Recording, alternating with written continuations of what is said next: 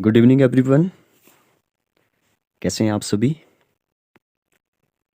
I hope सभी बहुत अच्छे होंगे। तो इस पार्ट में जो हम लोग डिस्कस करेंगे ऑल इंडिया सैनिक स्कूल एंट्रेंस एग्जामिनेशन। यहाँ पे लिखा हुआ है 2019 का जो वो ये सेट सी है।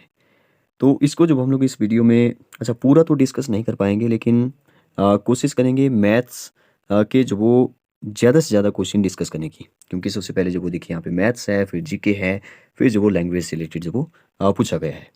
तो जो वो 2019 का जो पेपर है, इससे पहले जो वो हम लोग 3 पार्ट में जो वो कुछ इंटेलिजेंस से रिलेटेड जो वो क्वेश्चन डिस्कस कर चुके हैं, रीजनिंग के कुछ क्वेश्चन डिस्कस कर लिए थे हमने, और एक पार्ट में हमने मैथ से रिलेटेड जो वो शायद 2018 का जो वो हमने पहले जो वो डिस्कस किया था, लेकिन पूरा डिस्कस नहीं किया था।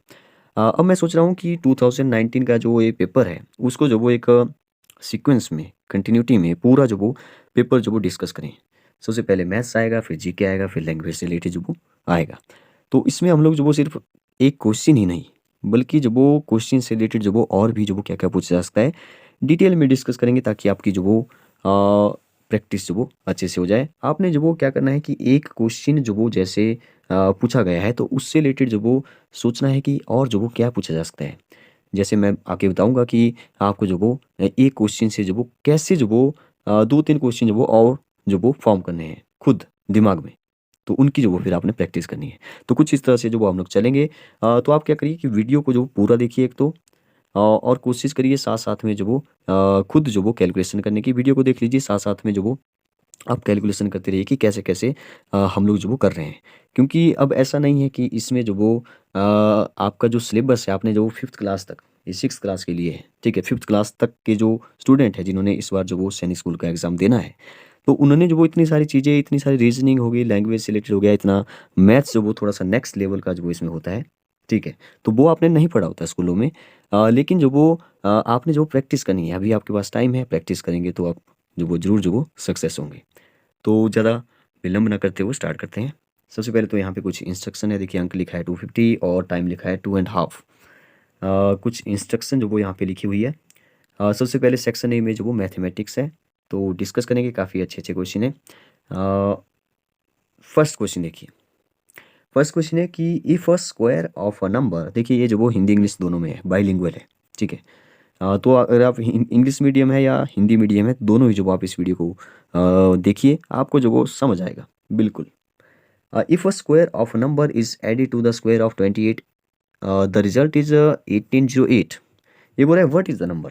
अभी बोल रहा है आप जो वो, अगर देखिए इंग्लिश में नहीं पता चल रहा है, हिंदी में पढ़िए, हिंदी में नहीं पता चल रहा है, जैसे आपको नहीं पता है हिंदी में, अगर आप इंग्लिश मीडियम के स्टूडेंट हैं, तो आपको पता नहीं है कि वर्ग को क्या बोलते हैं।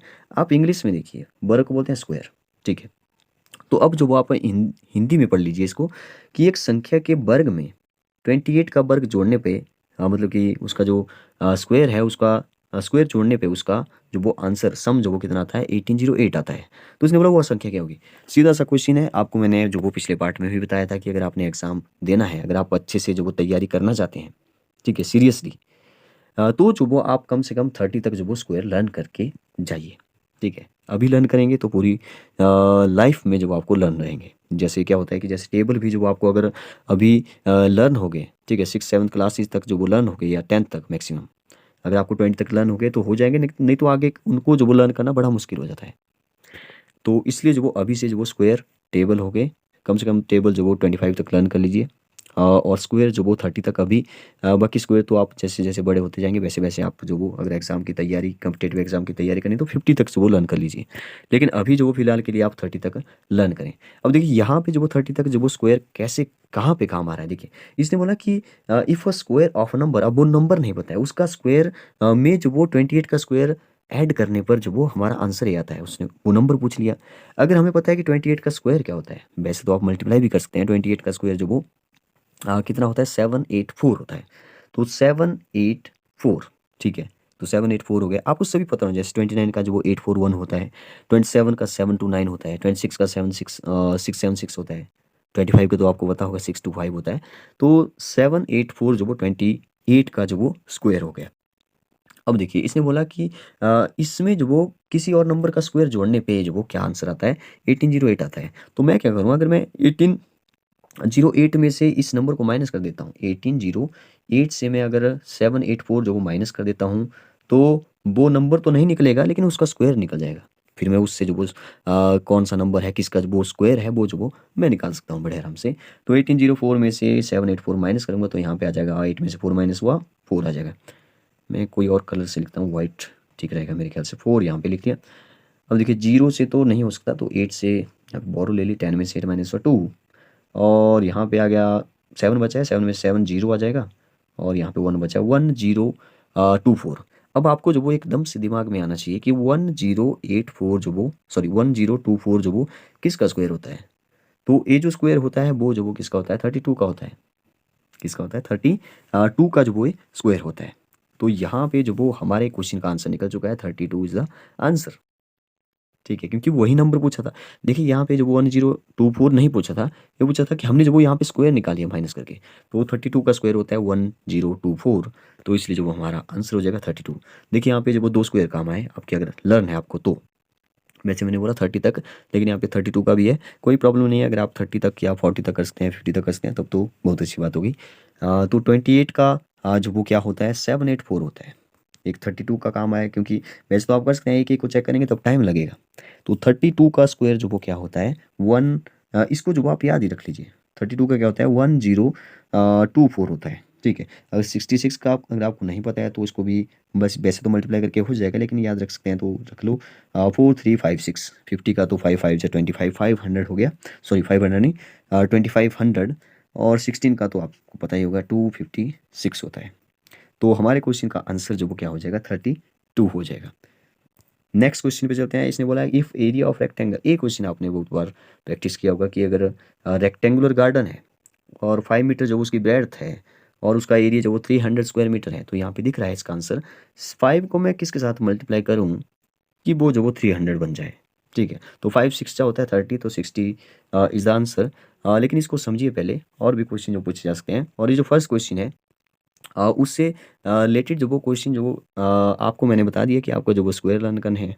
ठीक है, इसकी प्रैक्टिस करिए, अगर समझ नहीं आया तो एक बार फिर से जो वीडियो को देख लीजिए। नेक्स्ट इस क्वेश्चन में जो वो देखिए, एक तो रेक्टेंगुलर गार्डन है, मतलब कि रेक्टेंगुलर शेप का जो वो गार्डन है, कुछ भी है, कुछ भी हो सकता है। और क्वेश्चन पूछा जा सकता है जिसमें गार्डन नहीं दिया हो, कुछ और दिया हो। इसने बोला कि एक लेंथ होती है, देखिए रेक्टेंगल में, एक होती है ब्रेड्थ। अगर मैं इसका एरिया बताऊं फॉर्मूला, तो लेंथ मल्टीप्लाई बाय ब्रेड्थ हो जाता है, सभी को पता है। हाँ, लेकिन अगर एरिया ही गिवन हो, ठीक है, अब देखिए यहाँ पे जो वो इक्वेशन बन चुकी है, area equal to length multiply by breadth, बीच में इक्वल टू है। अब इसमें बात यह है कि अगर आपके पास लेंथ गिवन है, ब्रेड्थ गिवन है, तो एरिया निकलेगा। ठीक है, मतलब देखिए 3 चीज़ें हैं, एरिया है, एक लेंथ है, एक ब्रेड्थ है। इन 3 चीज़ों में से जो वो 2 गिवन है तो तीसरी निकल जाएगी। इसका मतलब ये हुआ कि एरिया और लेंथ गिवन है तो ब्रेड्थ निकलेगी, एरिया और ब्रेड्थ गिवन है तो लेंथ निकल जाएगी। ठीक है, बस फार्मूला जो वो थोड़ा सा चेंज हो जाएगा। देखिए जब लेंथ निकालनी है तो ब्रेड्थ जो वो डिवाइड हो जाएगा एरिया के साथ, अगर ब्रेड्थ निकालनी है तो लेंथ जो वो एरिया के साथ डिवाइड हो जाएगा। अगर लेंथ निकालनी है तो ब्रेड्थ हो जाएगा, अगर ब्रेड्थ निकालनी है तो लेंथ जो वो डिवाइड हो जाएगा। सीधी ऐसी बात ये है। सीधा एरिया ही पूछा है, वैसे इतना इजी नहीं आएगा कि एरिया पूछ लिया, लेंथ और ब्रेड्थ दी है, 5 सेंटीमीटर, 3 सेंटीमीटर, 5 3 15, ऐसे नहीं पूछेगा। ये ऐसा ही क्वेश्चन पूछेगा कि आप जो वो एरिया बताया है, लेंथ बताओ या तो ब्रेड्थ बताओ, तो जो भी दिया है उससे जो वो डिवाइड करना है। तो यहाँ पे दिया था 300, तो 300 से क्या डिवाइड करना है, जो दिया है 5, तो 5 6 होता है 30, जीरो काट के ऊपर चिपका दो, 60 आंसर। 60 मीटर जो वो उसकी लंबाई हो गई, लेंथ होगी। नेक्स्ट क्वेश्चन पे जाते हैं।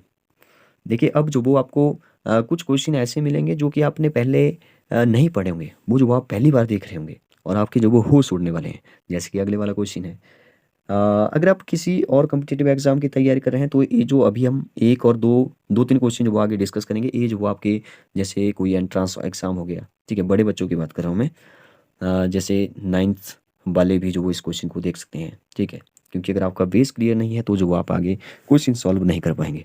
तो यहाँ पे लिखा है a man cover a distance, बहुत अच्छा क्वेश्चन है, ऑफ 40 किलोमीटर। ठीक है, एक आदमी है, उसने जो वो 40 किलोमीटर तक चलना है। ठीक है, तो 40 किलोमीटर जब उसकी डिस्टेंस, मतलब कि डेस्टिनेशन पर 40 किलोमीटर है उसकी। इसने बोला कि ही कवर फर्स्ट 10 किलोमीटर, तो मैं जो वो यहाँ पे 10 10 10 के जो वो मैंने 4 डिवीज़न बना दिए, जो वो अलग अलग यहाँ पे बोल रहा है कि ये जो वो यहाँ से यहाँ तक 10 किलोमीटर चला 10 किलोमीटर की स्पीड से। यहाँ पर जो वो 10 किलोमीटर चला 10 किलोमीटर की स्पीड थी। नेक्स्ट 10 चला, यहाँ पे जो वो इसने बोला कि 20 किलोमीटर की स्पीड थी। नेक्स्ट 10 में जो वो 30 किलोमीटर की स्पीड थी, और नेक्स्ट 10 जो बचा उसमें 40 किलोमीटर पर आवर की स्पीड थी। मतलब कि देखिए सीधी ऐसी बात ये है, फिर से समझाता हूँ कि जो फर्स्ट 10 किलोमीटर है उसमें जो वो उसकी स्पीड थी 10 किलोमीटर पर आवर, मतलब कि 1 घंटे में 10 किलोमीटर वो चल रहा था। लेकिन नेक्स्ट जो 10 किलोमीटर था उसमें जो वो उसने स्पीड बढ़ा दी 20, डबल कर दी 20 किलोमीटर पर आवर। आगे 30 किलोमीटर पर आवर होगी 40 किलोमीटर। तो ऐसे जो वो उसने अपना पूरा डिस्टेंस जो वो ट्रैवल किया। ठीक है, कैसे भी चला होगा, गाड़ी में चला है, बाइक पे चला है, टू व्हीलर फोर व्हीलर कुछ भी हो सकता है। अब देखिए कितना इंटरेस्टिंग क्वेश्चन पूछा है इसने कि what is the average speed of man. अब इसने एवरेज स्पीड पूछ ली है। अब आप सोचेंगे ध्यान से कि एवरेज तो हमें पता है। एवरेज जो वो हम लोग निकाल लेते हैं कि एवरेज कैसे निकालते हैं, हम लोग सभी नंबर को प्लस करते हैं और डिवाइडेड बाई जितने भी नंबर होते हैं, ठीक है, उससे डिवाइड करके जो वो एवरेज निकाल देते हैं। आप बोलेंगे कि हम लोग प्लस करेंगे 10 + 20 +30 + 40, और कितने नंबर है, 4 नंबर है, 4 से डिवाइड करो 40 और 30 हो गया 70, 70 और 2 80 और 100, 100 डिवाइडेड बाई 4 आ जाएगा 25। तो 25 जो वो ऑप्शन में जब नहीं दिखेगा तो आपके जो वो होश उड़ने वाले हैं। ठीक है, तो 25 जो वो यहाँ पे क्योंकि है नहीं, तो क्योंकि इसको जो वो क्वेश्चन को ऐसे नहीं किया जाएगा। ठीक है, यहाँ पूछा है इसने एवरेज स्पीड। तो एवरेज स्पीड का जो फॉर्मूला होता है, एक तो टोटल, देखिए मैंने लिखा है यहाँ पे एवरेज स्पीड। तो एवरेज स्पीड का जो फॉर्मूला है वो होता है टोटल स्पीड। ठीक है, टोटल सॉरी टोटल स्पीड नहीं, टोटल डिस्टेंस। टोटल डिस्टेंस, देखिए स्पीड का फॉर्मूला होता है डिस्टेंस अपॉन टाइम। ठीक है, इसको याद रखिए, distance upon time, distance upon time. Total distance हो जाएगा यहाँ पे ऊपर, मैं फिर से लिख लेता हूँ एक बार, एवरेज स्पीड। एवरेज स्पीड का फॉर्मूला हो जाएगा टोटल डिस्टेंस ओवर हो जाएगा टाइम, टोटल टाइम। ठीक है, टोटल की बात होगी यहाँ पे, total distance and total time. देखिए टोटल डिस्टेंस तो आपको पता ही है कि 40 है, तो यहाँ तो चलो 40 हो जाएगा। ठीक है, ऊपर तो यहाँ पे 40 होगा, लेकिन डिवाइड किससे करना है वो है बड़ा इंटरेस्टिंग। देखिए इसने बोला टाइम जो वो कितना है, टाइम का फार्मूला क्या होता है वो आपको पता नहीं चाहिए। टाइम का फार्मूला होता है डिस्टेंस अपॉन स्पीड। बस इसमें जब आप एक बात याद रखिए, स्पीड का फार्मूला डिस्टेंस अपॉन टाइम। देखिए स्पीड का फार्मूला हो गया डिस्टेंस ओवर टाइम, D/T। जब टाइम निकालना है तो डिस्टेंस ओवर स्पीड हो जाएगा, सीधी सी बात ही है। ठीक है, मतलब एक ही फार्मूले से दो निकल जाएंगे। तो यहाँ पे क्या हो जाएगा, डिस्टेंस ओवर टाइम का फार्मूला हो जाएगा डिस्टेंस ओवर स्पीड। ठीक है, तो टाइम का फार्मूला होगा डिस्टेंस ओवर स्पीड। अब यहाँ से जो वो हमारे पास वो टाइम जो वो तीन तीन दिए गए हैं, आवर में दिए। ठीक है, तो यहाँ पे जो वो 40 किलोमीटर है, और हमारा जो भी जैसे इसने बोला 10 किलोमीटर पर आवर, आवर में दिया है, तो आवर में ही हमने जो वो टाइम निकालना है। ठीक है, तो आवर में निकालना है तो आवर में निकल गया। देखिए डिस पहले इसने बोला कि 10 किलोमीटर, 40 किलोमीटर चलना था, 10 किलोमीटर जो वो उसने उसकी स्पीड थी, ये मैं फर्स्ट 10 किलोमीटर के लिए निकाल रहा हूँ अभी। फिर सबको प्लस करेंगे, वो होगी आपकी टोटल, टोटल टाइम जो वो होगा। तो इसको मिटा करके मैं फिर से यहाँ पे जैसे लिख लेता हूँ, एवरेज स्पीड का फार्मूला है यहाँ पे total distance, total distance and total time. ठीक है, टोटल डिस्टेंस वो आपको मैंने बता दी 40 है, वो सबको पता है 40 किलोमीटर। अब टोटल टाइम के लिए टाइम का जो फार्मूला है वो होता है डिस्टेंस ओवर स्पीड। अब यहाँ पे क्योंकि हमारे पास फोर फोर जो वो टाइम दे रखे हैं, फर्स्ट जो वो इसने बोला है कि 10 डिस्टेंस पर जो वो 10 स्पीड है, मतलब कि 10/10 जो वो कट गया तो आ गया 1 आवर। ठीक है, मतलब कि फर्स्ट जो टाइम निकला फर्स्ट 10 किलोमीटर का वो जो वो निकला 1 आवर। ठीक है, आप समझने की कोशिश करिए। नेक्स्ट देखिए जो सेकंड है, जो सेकंड 10 किलोमीटर थे उसमें जो वो डिस्टेंस तो 10 ही थी, लेकिन जो वो नीचे क्या हो गया 20 हो गया, क्योंकि उसकी स्पीड जो वो बढ़ गई। ठीक है, अब स्पीड बढ़ गई तो 1 आवर नहीं लगेगा, कम लगेगा। तो काट करके जो वो यहाँ पे आ रहा है हाफ, तो आधा घंटा लगेगा, हाफ आवर। ठीक है, थर्ड जो उसकी स्पीड थी वो थी 10/30। ठीक है, डिस्टेंस अपॉन स्पीड कर रहा हूँ मैं, ठीक है, टाइम निकालने के लिए। तो यहाँ पे हो जाएगा 1/3, मतलब कि अब जब वो आधे घंटे से भी कम हो गया। ठीक है, तो यहाँ पे आ गया 1/3 आवर। आगे आप समझ रहे हैं क्या पैटर्न चल रहा है, 1/4 हो जाएगा आगे, तो 1/4। अब आप समझ रहे होंगे कि हो क्या रहा है एक्चुअल में।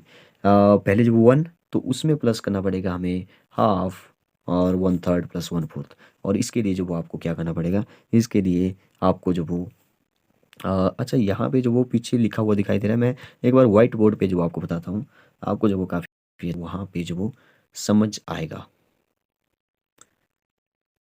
व्हाइट बोर्ड कहाँ चला गया, यस। एक मिनट। हाँ देखिए, मैं एक बार फिर से लिख लेता हूँ क्या लिखा था मैंने। देखिए हमारे पास जो वो फर्स्ट 10 के लिए आया था 1, ठीक है, सेकंड के लिए आया था हाफ। ये मैं टाइम बता रहा हूँ, टोटल टाइम है, क्योंकि हमने नीचे टोटल टाइम से डिवाइड करना है। फिर था 1/3 और लास्ट था 1/4। ये जो वो टाइम कम होता है, जैसे जैसे स्पीड बढ़ती जा रही है टाइम जो वो घटता जा रहा है। अब इनको प्लस करना है तो एक ही तरीका है हमारे पास कि इसका जो एलसीएम ले लें। एलसीएम जो वो कैसे लेते हैं आपको पता होना चाहिए। आपको जो भी दो नंबर है उनका जो मल्टीप्लाई करिए। जैसे 4 है, 3 है, तो 4 3 12। तो 12 जो वो सबके टेबल में आता है कि नहीं आता है वो चेक कर लो। आता है सभी के टेबल में। 3 2 6 आता है, लेकिन वो 4 के टेबल में नहीं आता है, तो वो नहीं होगा। ठीक है, बड़े नंबर को मल्टीप्लाई करिए। वैसे 4 3 12, तो एक जो ऑड नंबर है तो इन दोनों का प्रोडक्ट एलसीएम होगा। ठीक है, आपने जो कई सारे ऐसे तरीके पढ़े होंगे कि शॉर्टकट जो एलसीएम कैसे निकालते हैं। वैसे आपको पता ही होगा कि जैसे ऐसे जो हम लोग निकाल सकते हैं फिर बाई डिवीजन मेथड। 1 2 3 4, तो यहाँ पे हो गया 4 3 12, जो एलसीएम आ गया। आप क्या करते हैं, 12 को 1 से पहले डिवाइड करते हैं, जो भी आंसर आता है उसके ऊपर वाले के साथ मल्टीप्लाई करते हैं। 12 को 1 से करेंगे 12 ही आ जाएगा, 12 मल्टीप्लाई 1 12। अब 12 को 2 से करेंगे तो आएगा 6। ठीक है, इस वाले को तो 6 1 6 ऊपर। फिर 3 को करेंगे 12 से तो आ जाएगा 4 4 1 4। 4 से करेंगे 12 को, या 12 को करेंगे 4 से, ठीक है सॉरी 12 को करेंगे 4 से तो 3 आ जाएगा। इन सबको प्लस करेंगे तो यहाँ पे 6 और 4 10 हो गया, और 10 और 12 22, 22 एंड 3 25, 25/12। अब इसको याद रखूंगा मैं, 25/12 आ रहा है टोटल टाइम। अब देखिए मैं फिर से लिखता हूँ, एवरेज स्पीड का फार्मूला था हमारा total distance and total time. ठीक है, टोटल डिस्टेंस हमें पता है 40 किलोमीटर चलना था उसने। ठीक है, और टोटल टाइम हमने अभी निकाला। टोटल टाइम क्या था, 25/12।